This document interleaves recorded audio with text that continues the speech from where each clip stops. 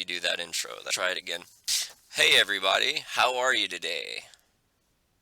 It's too much. It's too much. Hey everybody, faithful slave. I've got a hell of a video for you today. Alright, so I'm in this group on Facebook for ex-Jehovah's Witnesses, behind the veil of the jw.org. Anyways, and there's some really great, really smart ex-Jehovah's Witnesses in there, and they had a brilliant post about the unwritten rules of being a Jehovah's Witness, and some of the things that was brought up in there was stuff that I haven't even thought of in many, many years, and it's just great stuff, and I wanted to share a lot of these with you. So, today's video is the unwritten rules of the Jehovah's Witnesses. I was going to do like a top 10, but there's so many here, I don't know if I'm going, I don't know if I want to constrict the video to just 10. Alright, so let's start with the first one. The one that's most appropriate and apparent and relevant being no beards. It's anybody who's ever been a Jehovah's Witness knows that you're not supposed to have a beard. Nowhere in the Bible does it say that you can't have a beard. In fact, Jesus had a beard, Moses, all those motherfuckers had a beard, right? Well, for some reason, we can't have beards as Jehovah's Witnesses. Long been well known that Jehovah's Witnesses hate beards for some reason. The Watchtower just can't stand them. In fact, if you look back in some of the really old publications, they went as far as to say that Jesus didn't have a beard. Yeah, that's right, you heard me right. They used to say that Jesus most likely did not have a beard. In fact, I've got an image here for you from one of their old publications.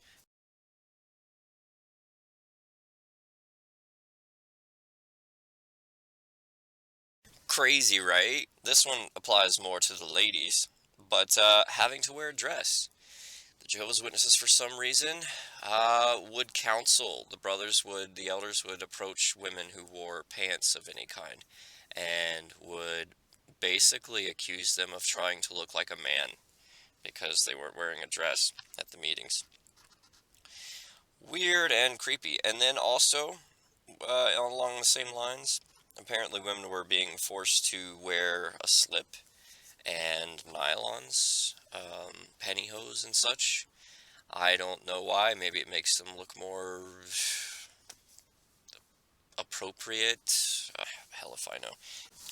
The next one, being counseled by the PO if you didn't raise your hand at the Watchtower study. Yeah, because that's biblically founded, right? I think that was in the book of Noah. Yeah. Let's also move on. Here's a good one. Riding in cars with members of the opposite sex alone, without a chaperone. Ooh, that's a big unwritten rule. I remember many occasions where I was counseled on that one. Well, you can't be riding around with members of the opposite sex because, fornication could potentially happen. Even if it's just you getting a ride to work or getting a ride to the meetings.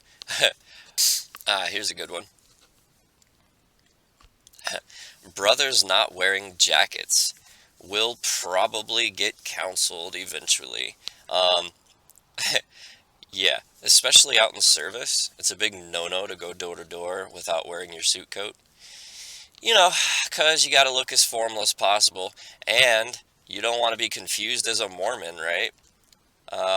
Which is just petty and stupid, especially when you live down in Florida, which I did, and it got blazing hot during the summer. Yeah, we're walking around wearing suit coats. Yeah, when it's 99 degrees outside, and someone comes to your door wearing a suit coat, that's a little disturbing and distracting from the message. I would be a little concerned about who this person is and what drugs he's on.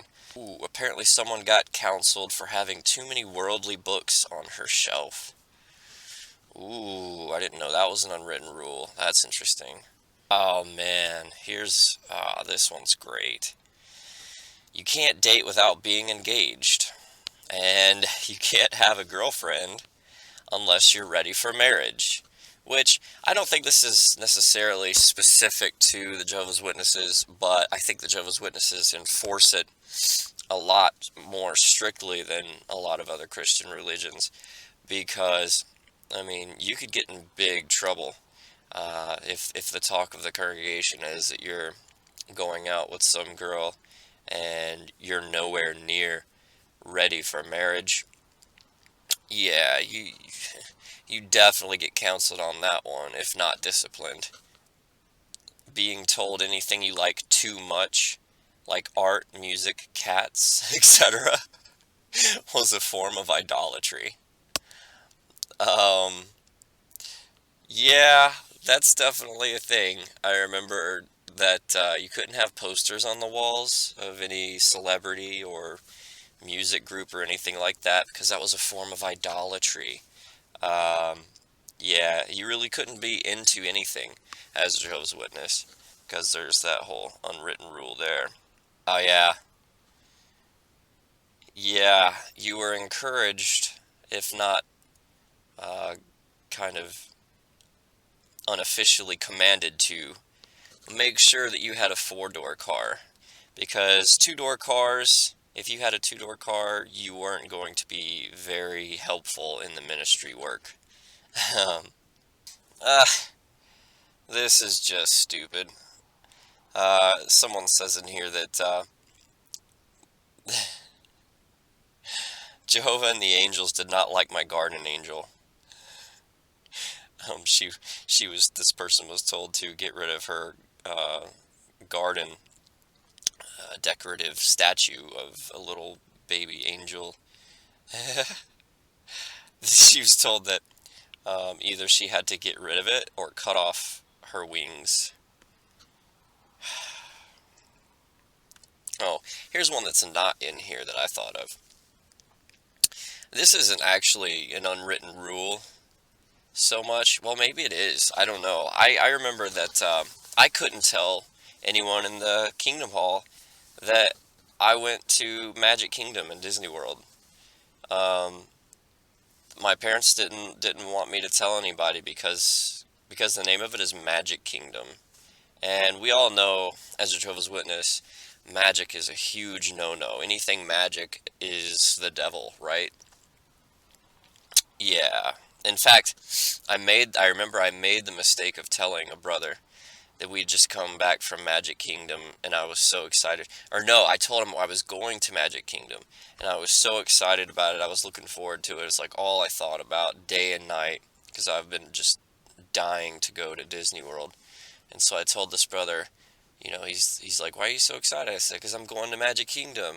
And he goes, "You mean Mechanical Kingdom?"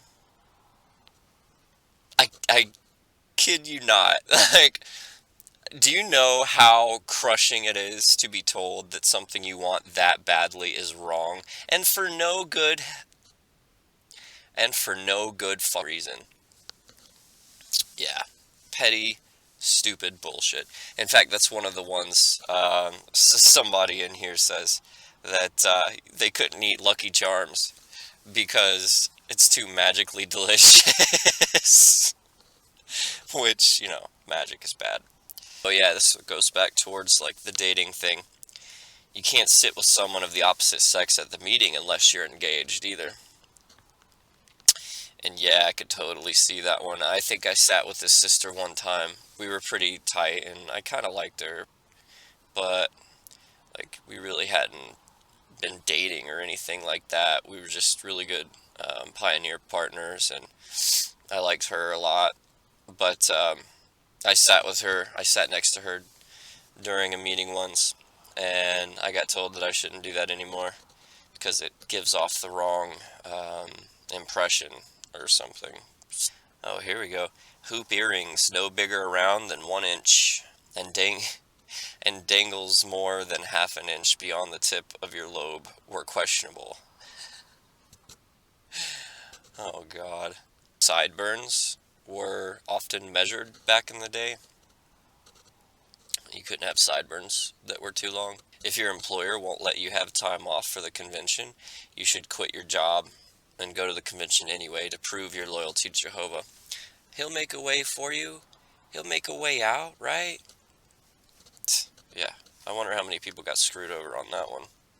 Oh, giving up unscriptural jobs. This guy, he says that his dad gave up a great job working on advanced missile systems to become a janitor. I bet he regretted that. Closing your eyes during the prayer.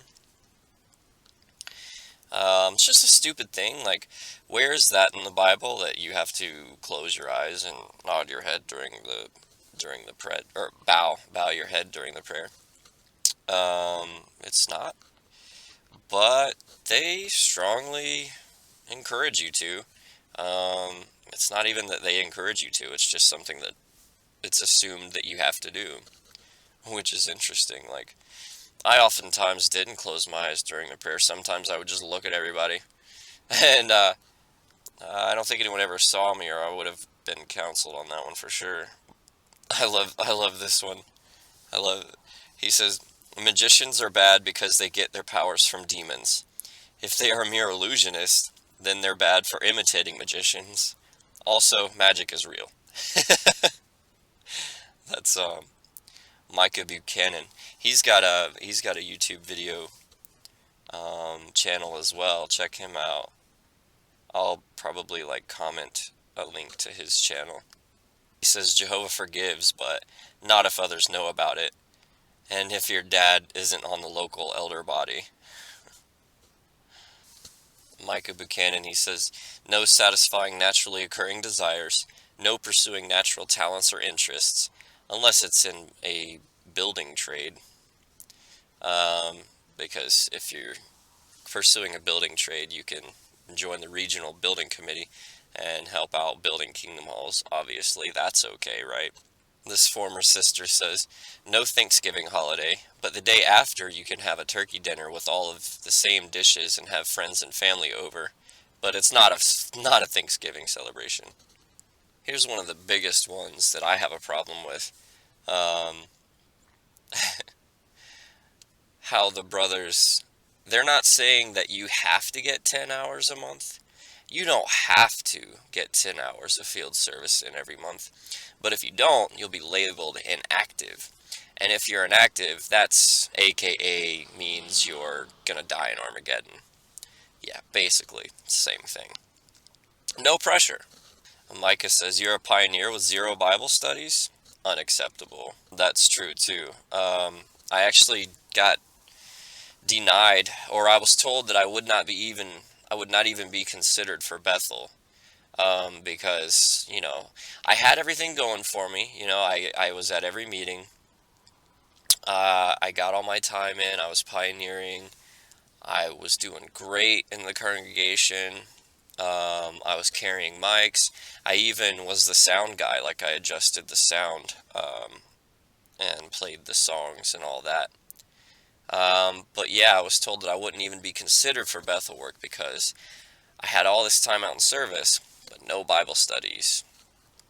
They said that that basically means that I'm just going through the motions of being a pioneer. I'm just kind of knocking on doors and walking away and not following up interest and stuff like that, which is bullshit. It's not my fault that no one is crazy enough to have a Bible study with Jehovah's Witnesses. Micah says, keep your time going. That means that as you run your errands, do your shopping, and etc., you keep pushing Panda Bear tracks into unsuspecting retail clerks' hands. This is very true. Um, it's kind of shameful how Jehovah's Witnesses count their time and keep their time going, as he says. Yeah, I was kind of bad with that too. I remember I would wake up ass early in the morning. I would get up at like 5 a.m. and start my time by rushing down to the local truck stop and giving magazines to truckers. And then I would just be like, okay, so I started my time. Then I would go get breakfast. I'd sit there or whatever and just eating breakfast. And to keep my time going, I would go give a publication to someone sitting down at another table.